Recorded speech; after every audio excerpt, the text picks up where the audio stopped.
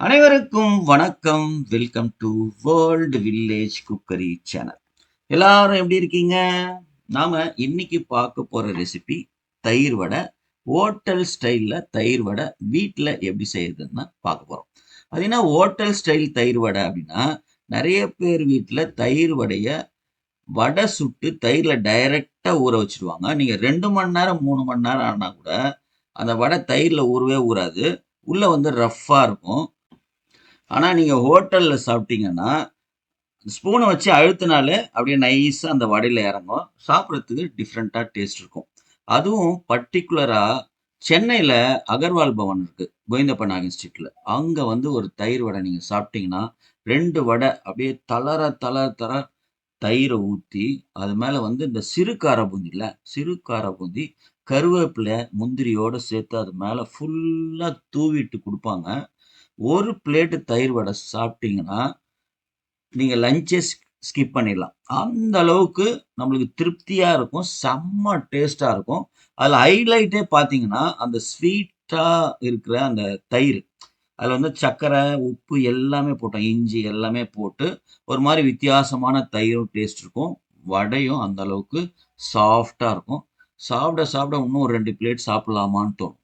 So அது மாதிரியான ஒரு அருமையான டேஸ்ட்டான தயிர் வடை வீட்லயே எப்படி செய்யுதுன்னா, நாம இந்த வீடியோல பார்க்க போறோம். அதுக்கு முன்னாடி நம்ம சேனல சப்ஸ்கிரைப் பண்ணாம இருந்தீங்கன்னா, தயவு செய்து சப்ஸ்கிரைப் பண்ணுங்க.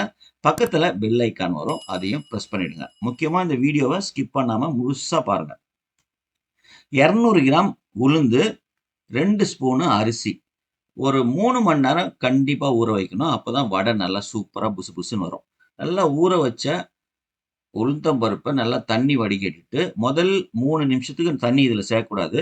200 கிராம் உளுந்துக்கு 50 எம்எல் தண்ணி தான் சேர்க்கணும். அதுக்கு மேல சேர்க்கக்கூடாது. ஸோ தண்ணிய தெளிச்சு, தெளிச்சு, தெளிச்சு தான் இந்த உளுந்து அரைக்கணும். நல்லா கெட்டி பதமா இருக்கணும். இப்ப பாருங்க அரைச்சு முடிச்சாச்சு. அந்த பதம் பாருங்க நல்லா கெட்டியா இப்படி தூக்கி போட்டா பொத்துன்னு விழணும். அப்படி வழியக்கூடாது. இப்ப பாருங்க இந்த பதத்துக்கு உளுந்த மாவ நல்லா அரைச்சுக்கங்க. இப்ப நீங்க எடுத்து போடும்போதே பார்த்தீங்கன்னா, நல்லா கெட்டியா இருக்கும். ஆனா, வெண்ணெய் மாரி மாவு நல்லா சாஃப்ட்டா இருக்கும். ஆனா, கெட்டி பதத்துல இருக்கும். அப்பதான் வந்து எண்ணெய் குடிக்காது மெதுவடை. இல்லைன்னா வந்து எண்ணெய் நெறைய அப்சர்வ் பண்ணும். சாப்பிடுறதுக்கு தெகட்டிடும். இப்ப நம்ம ஒரு கடாயில தேவையான அளவு எண்ணெய் ஊத்தி காய வச்சிடலாம். அப்புறம் நம்ம அரைச்ச மாவுல 1 ஸ்பூன் பெருங்காயத்தூளு, 1 ஸ்பூன் ஜீரகம், தேவையான அளவு உப்பு, பொடியா நறுக்குன கொஞ்சம் இஞ்சி, பொடியா நறுக்குன 2 பச்சை மிளகா, கருவேப்பில, பொடியா நறுக்குன கொத்தமல்லி தழை. இத நல்லா பெனஞ்சுக்கணும். நல்லா மிக்ஸ் பண்ணிக்கங்க. கொஞ்சம் கூட தண்ணியே சேர்க்கக்கூடாது. அவ்வளோதான். நம்ம அந்த 50 எம்எல் தண்ணி சேர்த்தோம் இல்லையா? அப்படியே தெளிச்சு, தெளிச்சு அரைச்சோமே, அதுவே போதும். இப்போ நல்லா பெனஞ்சிட்டு, திருப்பி எடுத்து போட்டீங்கன்னா, அது இது மாரி இருக்கும். வெண்ணெய் மாரி இருக்கும் இப்ப மாவு. இப்போ நம்ம எண்ணெய் சூடானதுக்கப்புறம், தண்ணி பக்கத்துல வச்சுங்க ஒரு கிண்ணத்துல. கைய தண்ணீல நனச்சுட்டு, இது மாரி சின்ன சின்ன உருண்டையா உருட்டி, நடுவுல ஓட்ட போட்டுங்க. அப்படியே போட்டுருங்க. ஆனா, ஒவ்வொரு வடைக்கும் தண்ணி நனச்சீங்கன்னா, உங்களுக்கு ஈஸியா இருக்கும். கையில மாவு ஒட்டாது. இது மாரி லேசா சின்ன சின்ன வடையா போடுங்க. தயிர் வடைக்கு ரொம்ப பெருசா போட்டீங்கன்னா, இது நம்ம இதுக்கப்புறம் சுடு தண்ணீல ஊற வைப்போம். அதனால பெருசாயிடும் அது. ஒரு மீடியம் சைஸ் வடையா அழகா சின்ன சின்ன உருண்டையா போட்டு, நடுவுல ஓட்ட போட்டு போட்டுங்க. நல்லா இது வடை சுடும்போது, வடை மாவு தட்டி போடும்போது எண்ணெய் நல்லா சூடுல இருக்கணும். வடை போட்டதுக்கு அப்புறம் மீடியம் ஃப்ளேம்ல வச்சுருங்க. அத அப்படியே மெயின்டெயின் பண்ண வேண்டியதுதான். நீங்க எவ்வளோ வடை சுட்டாலும். இப்ப பாருங்க கலர் எப்படி பொன்னிறமா அந்த கோல்டன் ரெட் கலர் வந்துச்சு இல்லையா? இந்த அளவுக்கு நல்லா மொறு மொறு மொறுன்னு வடைய சுட்டு எடுத்துங்க. இப்போ சுட்ட வடைய ஒரு பாத்திரத்துல போட்டுங்க. இது மாரி குழி பாத்திரமா போட்டுட்டு சுடு தண்ணி இதில ஊத்தணும். சுடு தண்ணி நல்லா கொதிக்கக்கூடாது. கொதிய ஆரம்பிக்குது பாருங்க. அந்த டைம்ல அந்த தண்ணிய எடுத்து இந்த வடை மேல ஊத்திட்டு, ஊற வைக்கணும் ஒரு 10 நிமிஷம். அத அப்படியே வச்சுருங்க. இப்ப நம்ம தயிர் ரெடி பண்ணிக்கலாம். நான் 1/2 லிட்டர் தயிர் எடுத்திருக்கேன். அதுல தேவையான அளவு உப்பு, இதுலயும் கொஞ்சம் பச்சை மிளகா, கொஞ்சம் இஞ்சி, கொத்தமல்லி, அப்புறம் 1 ஸ்பூன் கொஞ்சம் தாராளமாவே சர்க்கரை போட்டுங்க. இத வந்து நல்லா பீட் பண்ணணும். கொஞ்சம் கூட திரி திரியா, கட்டி கட்டியா இருக்கக்கூடாது. நல்லா ஒரு 5 நிமிஷத்துக்கு நல்லா கையிலேயே பீட் பண்ணலாம். நல்லா இது மாரி பீட் பண்ணிட்டு, ஒரு தடவ செக் பண்ணீங்க திரி திரியா இல்லாத அளவுக்கு. தயிரோட கன்சிஸ்டன்சியும், அதே மாரி டேஸ்ட்டும் ரொம்ப முக்கியம். நீங்க டேஸ்ட் பண்ணிட்டு வேற எதனா கம்மியா இருந்தா அதையும் சேர்த்துங்க. இப்ப நம்ம ஊற வச்சிருக்கிற வடைய, அந்த சுடு தண்ணீலருந்து தனியா எடுத்து ஒரு பிளேட்ல வச்சுக்கலாம். ரொம்ப நேரமா ஊறக்கூடாது. ஒரு 7, 8 நிமிஷம், மேக்ஸிமம் 10 நிமிஷம். அப்படி இல்லைன்னா, அது அப்படியே கரைஞ்சிடும் வடை. இதுவே வந்து நீங்க எடுக்கும்போது பார்த்து கேர்ஃபுல்லா எடுக்கணும் வடைய. இல்லைன்னா நீங்க போட்டு குத்துனீங்க அப்படின்னா உடைஞ்சிடும். இப்ப பார்த்தீங்கன்னா, இப்பவே நல்லா சூடா இருக்கு.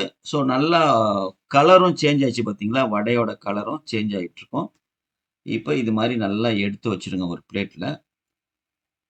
இப்போ ஒவ்வொரு வடையா எடுத்துட்டு என்ன பண்ணணும்னா, 2 உள்ளங்கைக்கு நடுவுல வச்சுட்டு, அதுல இருக்கிற தண்ணிய பிழிஞ்சு எடுக்கணும்.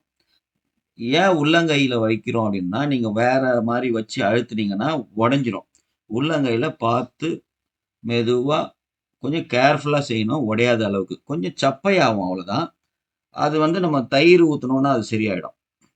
இது மாரி உள்ளங்கையில வச்சு அழுத்த, அதுல இருக்க தண்ணி எல்லாம் வடிஞ்சிரும். பார்த்து கேர்ஃபுல்லா எல்லாத்தையும் தண்ணி வடிச்சுட்டு, இது மாரி பாத்திரத்துல வச்சுட்டு, நம்ம பீட் பண்ணி வச்சிருக்கோம்ல, அந்த தயிர் எடுத்து அந்த வடை மேல அப்படியே கொஞ்சம் கொஞ்சமா ஊத்துங்க. எல்லா வடையிலயும் படுறா மாரி ஊத்தணும்.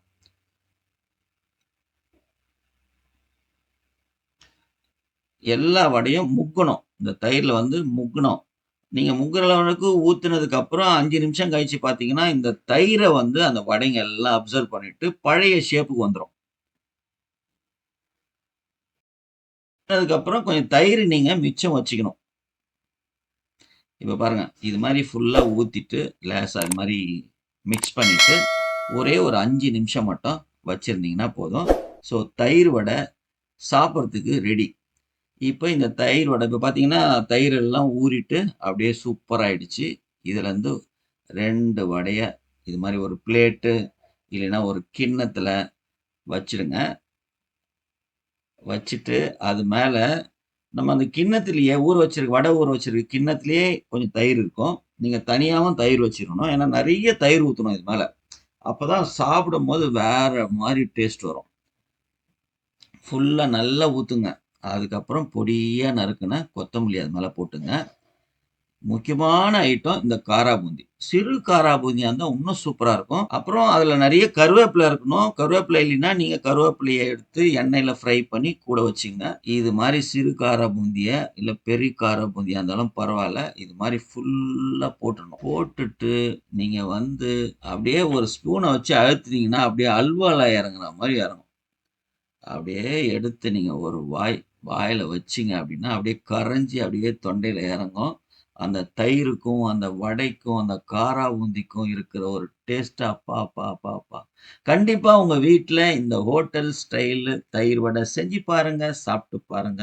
சந்தோஷமா இருங்க. செஞ்சு பார்த்துட்டு எப்படி இருந்ததுன்னு கமெண்ட் பாக்ஸ்ல கமெண்ட் பண்ணுங்க. உங்களோட ஒவ்வொரு கமெண்ட்டும் எங்களுக்கு ரொம்ப ரொம்ப முக்கியம். இந்த வீடியோ உங்களுக்கு புடிச்சிருந்தா உங்க நண்பர்களுக்கும், உறவினர்களுக்கும் ஷேர் பண்ணுங்க. முக்கியமா நம்ம சேனல சப்ஸ்கிரைப் பண்ணுங்க. பக்கத்துல பெல் ஐகான் வரும். அதையும் பிரஸ் பண்ணுங்க. மீண்டும் அடுத்த வீடியோல பார்க்கலாம். நன்றி, வணக்கம். பபாய்.